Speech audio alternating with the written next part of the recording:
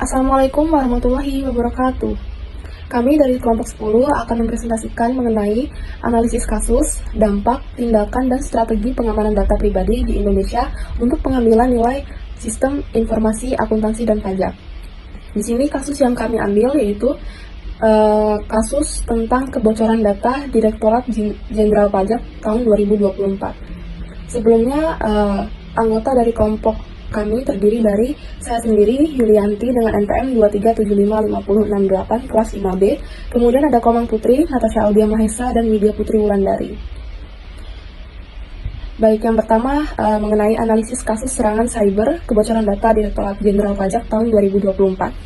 Di sini yang terjadi dalam kasus ini, kasus kebocoran data Direktorat Jenderal Pajak atau DJP Indonesia pada tahun 2024 menjadi sorotan besar karena laporan menyebut bahwa data pribadi jutaan wajib pajak termasuk NPWP, NIK, email, nomor telepon, bahkan data pejabat tinggi seperti presiden dan menteri pun bocor dan dipublikasikan di forum daring. Laporan media menyebut bahwa Direktorat Jenderal Pajak atau DJP Indonesia sedang menyelidiki dugaan kebocoran data pribadi warga negara, khususnya NPWP atau identitas wajib pajak dalam skala besar. Untuk sampel data yang diposting beredar di media sosial atau forum itu sudah mencakup NPWP, NIK, kemudian data email atau nomor telepon. Sedangkan kebocoran ini terjadi di luar SPT, bukan semata soal laporan pajak, melainkan data sensitif identitas wajib pajak. Untuk jenis serangan atau ancaman merupakan termasuk ke dalam kebocoran data atau data breach atau exposure of personal data. Jadi bukan secara eksplisit ransomware atau malware meskipun bisa diletakkan sebagai akibat dari intrusi. Dalam peristiwa ini juga bisa dianggap sebagai insiden keamanan atau data leak atau pelanggaran perlindungan data pribadi. Kemudian siapa sih yang menjadi sasaran?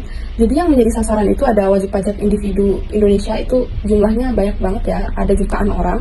Kemudian ada juga pejabat publik, contohnya seperti presiden dan menteri, itu telah disebut dalam data yang bocor. Kemudian ada instansi pemerintah atau DJP sebagai pemilik atau pengelola data juga menjadi korban sebagai organisasi. Kemudian untuk metode serangan yang dilakukan, dalam laporan belum diumumkan secara resmi, metode pasti penyerangan penyelidikan masih berjalan. Namun dalam kebocoran data publik besar, umumnya metode yang dipakai meliputi yang pertama ada phishing atau spear phishing untuk memperoleh kredensial staf internal. Kemudian ada eksploitasi kerentanan sistem, yaitu sistem keamanan DJP atau jaringan internal mungkin memiliki celah. Kemudian ada akses tidak sah atau intrusi jaringan. Jadi hacker tuh bisa mendapat akses ke server internal atau database. Kemudian ada pencurian data atau exfiltration, itu mengambil data secara diam-diam dan mempublikasikannya ke publik. Kemudian di sini ada tanda-tanda atau indikator yang bisa mendeteksi sebelumnya. Yang pertama, yaitu ada aktivitas jaringan tidak biasa atau traffic keluar besar ke server luar negeri. Kemudian yang kedua ada log akses internal yang mencurigakan atau akses data di luar jam kerja. Kemudian ada peringatan dari sistem keamanan atau IDS atau IPS tentang percobaan akses ilegal dan penggunaan kredensial staf secara abnormal. Baik, untuk materi selanjutnya akan dilanjutkan oleh rekan saya. Terima kasih. Assalamualaikum warahmatullahi wabarakatuh. Perkenalkan, nama saya Widya Putri Wulandari dengan NPM 237555067. Baik, selanjutnya yaitu dampak kebocoran data terhadap organisasi dan individu. Yang pertama, risiko identitas dan privasi. Data NPWP, NIK dan kontak dapat disalahgunakan untuk penipuan, phishing, dan pemalsuan identitas. Yang kedua, kerusakan reputasi. Kepercayaan publik terhadap DJP pemerintah menurun drastis. Yang ketiga, tuntutan hukum dan ganti rugi. Korban dapat mengajukan tuntutan atas kerugian akibat kebocoran data. Yang keempat, biaya mitigasi tinggi, meliputi investigasi forensik, perbaikan sistem keamanan, pemberitahuan publik dan potensi denda. Yang terakhir ada dampak layanan publik. Penurunan kepercayaan dapat mengganggu kepatuhan pajak dan mempengaruhi lembaga lain yang berhubungan dengan DJP. Selanjutnya yaitu konsekuensi hukum dan regulasi keamanan data. Yang pertama, tanggung jawab hukum DJP.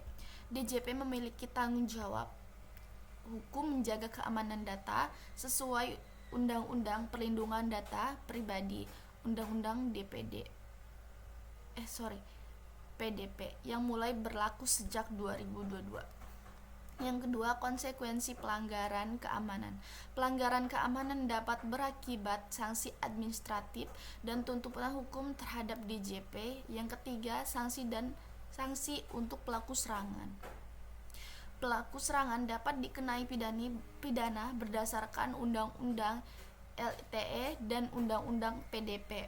Yang keempat, regulasi keamanan data pemerintah. Regulasi keamanan data pemerintah seperti peraturan SPBE dan standar enskripsi juga relevan dalam konteks pengamanan data DJP. Dan yang terakhir yaitu ada pentingnya kepatuhan regulasi. Kepatuhan terhadap regulasi ini menjadi kunci untuk mencegah insiden serupa di masa depan. Selanjutnya yaitu tindakan yang diambil oleh DJP dan pemerintah. Yang pertama ada penyelidikan oleh DJP. DJP melakukan penyelidikan untuk keaslian data yang bocor dan sumber kebocoran tersebut. Yang kedua, data keamanan oleh pemerintah. Pemerintah dimintai melakukan audit keamanan menyeluruh dan memperkuat protokol keamanan jaringan. Yang ketiga, peninjauan kebijakan akses data. Peninjauan ulang kebijakan akses data, penerapan autentikasi ganda, enskripsi database, dan segmentasi jaringan sedang dilakukan. Yang keempat, pemberitahuan kepada publik. Pemberitahuan kepada publik yang berdampak agar waspada terhadap potensi penipuan identitas. Dan yang terakhir adalah pelatihan keamanan dan restrukturisasi. Hingga kini pelatihan keamanan dan restrukturisasi penuh belum dilaporkan karena insiden masih dalam proses penyelidikan. Baik, selanjutnya akan dilanjutkan oleh Natasha. Wassalamualaikum warahmatullahi wabarakatuh. Nama saya Natasha Audia Mahesa dengan NPM 237555058. Pencegahan dan perlindungan ke depan. Yang pertama, pentingnya pengamanan data pajak. Data pajak sangat sensitif dan memerlukan pengamanan tingkat tinggi. Yang kedua, resiko kelemahan titik akses. Kelemahan pada satu titik akses dapat menyebabkan kerusakan besar. Yang ketiga, efektivitas pencegahan. Pencegahan lebih efektif daripada penanganan pasca kebocoran. Yang keempat, kebijakan akses data. Menerapkan kebijakan minimal privilege untuk akses data. Yang kelima, teknologi keamanan menggunakan autentifikasi, multifaktor MFA, dan enskripsi data saat disimpan dan dikirim. Analisis etika terkait kebocoran data. Yang pertama, tanggung jawab DJP. DJP memiliki tanggung jawab moral dan hukum besar untuk menjaga data warga negara, terutama data pajak yang sangat sensitif. Yang kedua, kepercayaan publik. Kepercayaan publik adalah fondasi utama kebocoran data merusak kepercayaan tersebut. Yang ketiga, standar keamanan data. Organisasi harus memenuhi standar internasional keamanan data seperti ISO 27001 dan prinsip privasi by design. Yang keempat, pelanggaran hak privasi. Pelanggaran keamanan berarti pelanggaran hak privasi warga dan membuka peluang penyalahgunaan data oleh pihak ketiga. Yang terakhir ada prioritas etika.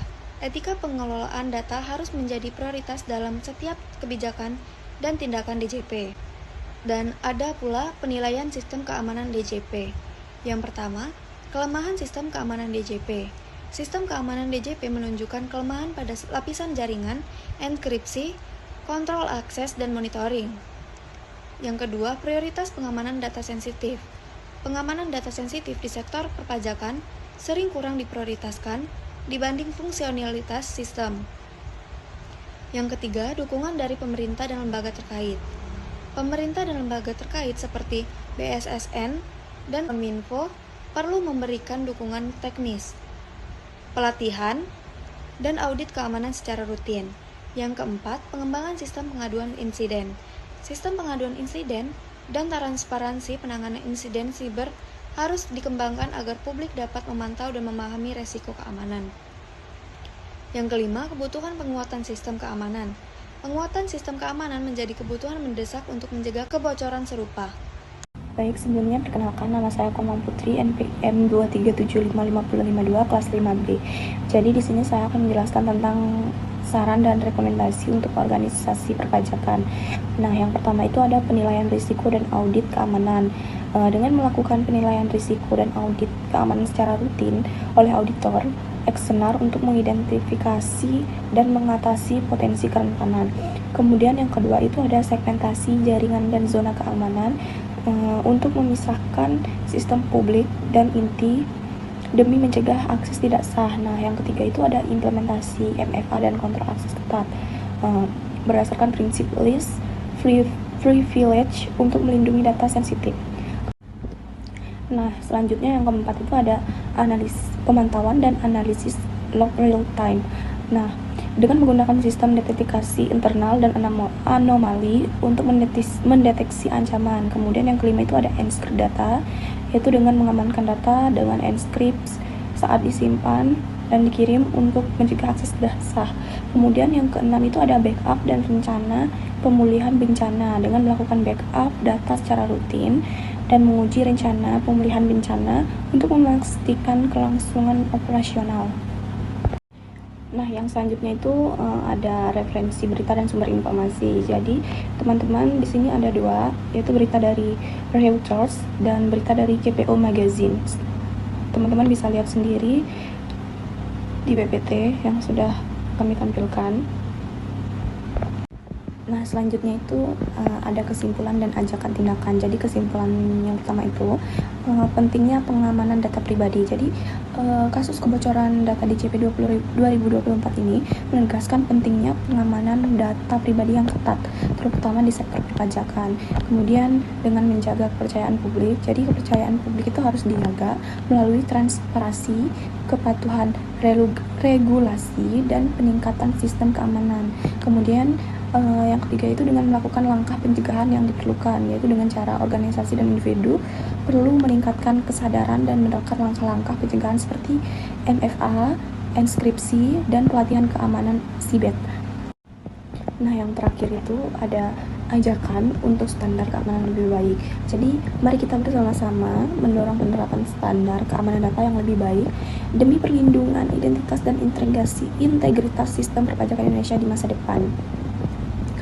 Baik, sekian dari presentasi kelompok kami. Jika ada salah kata, kami mohon maaf. Kami ucapkan terima kasih.